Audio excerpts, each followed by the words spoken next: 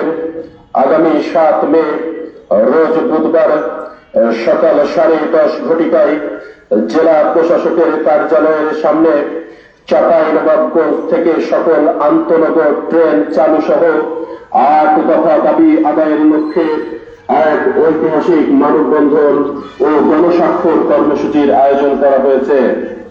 জেলার ন্যায্য অধিকার আদায়ের লক্ষ্যে সকল শ্রেণী পেশার মানুষকে মানববন্ধন ও গণস্বাক্ষর কর্মসূচিতে অংশগ্রহণ করার জন্য আহ্বান জানানো যাচ্ছে।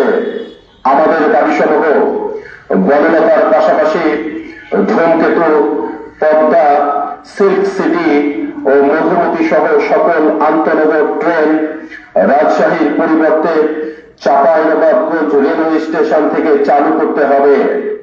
যমুনা রেল সেতু থেকে চাঁপাইনবাবগঞ্জ রেলওয়ে স্টেশন পর্যন্ত নতুন ডাবল রেল লাইন স্থাপন, পুরাতন রেল লাইন সংস্কার ও সিগন্যাল ব্যবস্থা আধুনিকীকরণ করতে হবে।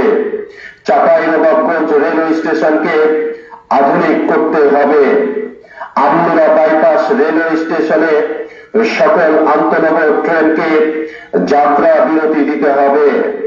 রহনপুর রেলওয়ে স্টেশনকে পূর্ণাঙ্গ রেল বন্দর ঘোষণা করতে হবে।